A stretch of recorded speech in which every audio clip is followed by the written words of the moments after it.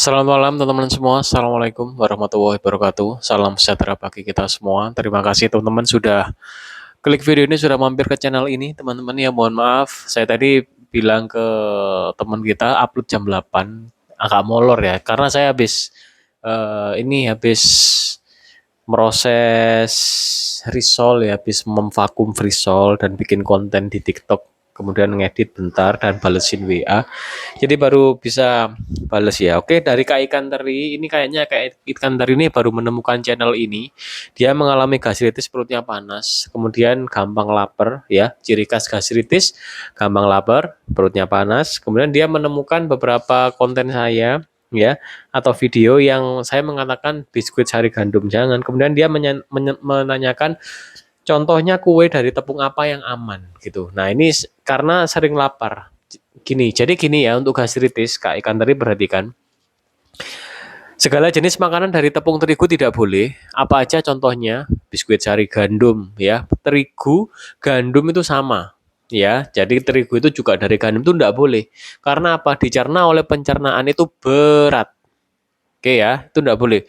Mengandung protein gluten juga. Itu salah satu penyebabnya, sehingga keluhan seputar pencernaan, stop segala jenis tepung terigu. Oke, kemudian makannya apa? Kakak cari camilan atau makanan ya yang real food. Ya, usahakan real food. Makanan dari tepung kanji atau tapioka itu kalau bisa jangan dulu. Namun kalau sesekali menggunakan tepung tapioka, yaitu relatif aman karena tidak seperti terigu kandungannya. Oke, langsung aja saya sebutkan makanan-makanan yang bisa dikonsumsi ya. Contohnya jadi seperti ayam, telur, itu dibikin camilan. Dada ayam ya, itu dicemili setiap 1 jam kan lapar. Ya udah makan dada ayam, cemilannya protein atau telur. Alhamdulillah. Ya, kemudian apalagi kurma bisa, alpukat bisa, pepaya. Pepaya relatif aman ya. Tidak boleh makan pisang. Ya, di video ini seputar gastritis. Ya, silakan diperhatikan. Mungkin yang udah pernah menyimak video ini mungkin udah hafal atau mungkin sudah melaksanakan semuanya ya. Ya udah nggak apa-apa, ditonton aja karena eh, setiap orang teman-teman yang belum pulih seputar gastritis, dia akan penasaran untuk bisa mencari tahu bagaimana bisa sembuh total seputar gastritis. Di TikTok saya, Ruby seputar lambung, yang sudah saya ubah nama akunnya menjadi Dapur Sugih ya. Setiap hari itu video seputar lambung saya FYP, teman-teman. Banyak komen, banyak follow. Sehingga videonya tak biarin, nggak saya hapus. Biar teman-teman mencari sendiri dan penasaran dan menerapkan gitu ya. Nah, beberapa teman-teman kita yang belum pulih seputar lambung ya, teman-teman ya, itu memang benar-benar, mohon maaf ya, tersiksa. Karena apa? Dengan menggunakan obat lambung itu hanya protokol untuk mengatasi rasa sakit sementara. Oke ya. Nah, untuk sembuh total kita harus menggunakan beberapa nutrisi dari alam.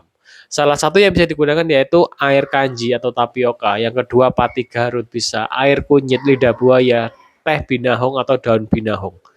Kemudian jangan lupakan ini. Ini adalah madu hitam pahit atau madu murni. Pilih yang hitam, yang rasanya nggak manis namun pahit, ada manisnya sedikit. Madu ini sahabat bagi kita yang mengalami keluhan seputar pencernaan karena madu mengandung enzim pencernaan. Kayak ikan teri, setiap jam minum air dikit-dikit, minumnya air hangat, kemudian makan ya, karena gastritis itu jelas sering lapar.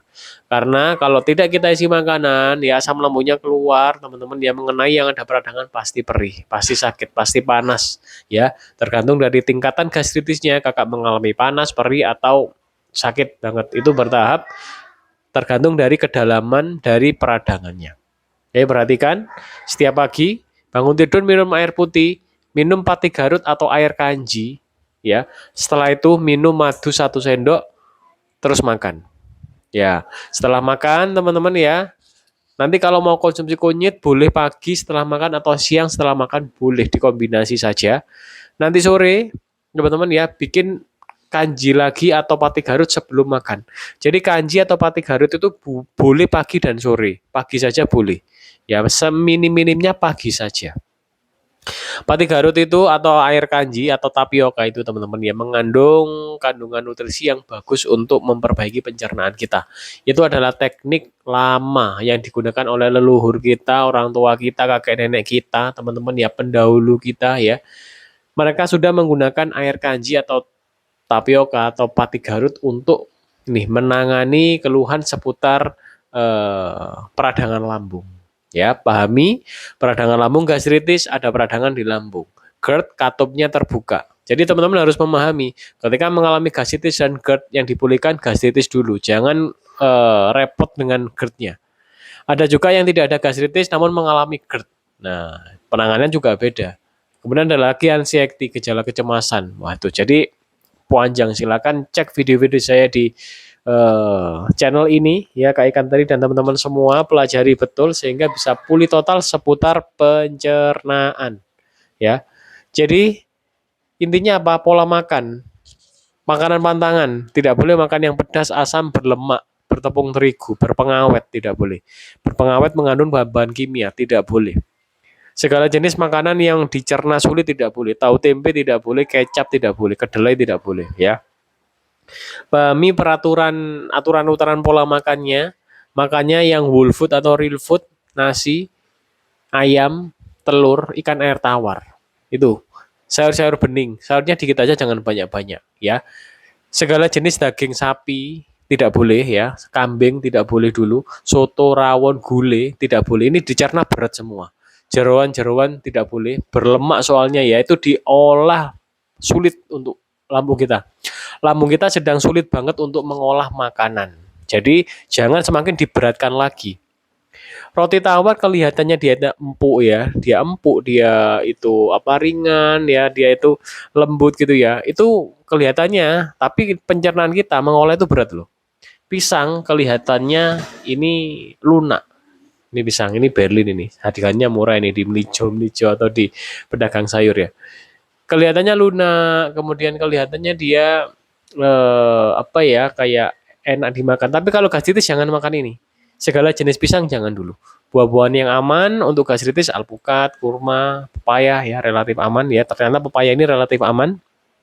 Karena saya dulu tidak menggunakan pepaya untuk gastritis. Namun sering berjalannya waktu pepaya ternyata relatif aman dicoba oleh teman-teman karena di sini saya kan berdasarkan pengalaman saya dan berdasarkan pengalaman teman-teman saya rangkum menjadi video-video di channel ini. Karena kita di sini adalah belajar bersama ya.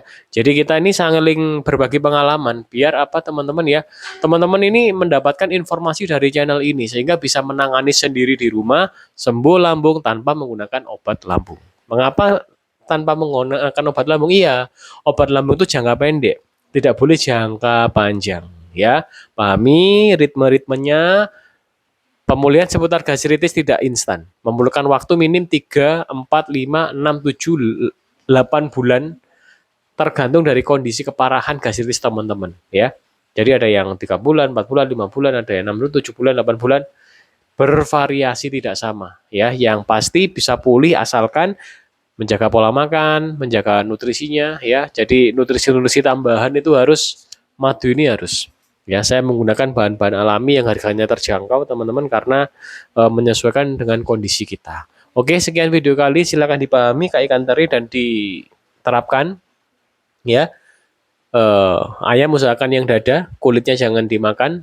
Cara masaknya kalau bisa jangan digoreng dengan minyak sawit karena minyak sawit itu saat digoreng dia mengandung lemak. Lemaknya cukup tinggi juga. Ya, dan ada lemak trans juga kurang bagus untuk pencernaan atau tubuh kita sebenarnya ya.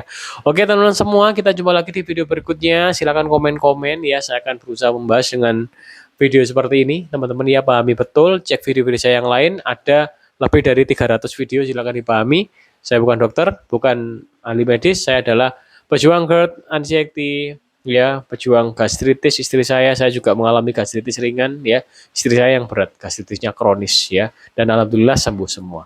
Oke, teman-teman semua, terima kasih. Mohon maaf apabila salah kata. Wassalamualaikum warahmatullahi wabarakatuh. Salam sejahtera bagi kita semua. Rahayu, rahayu, rahayu.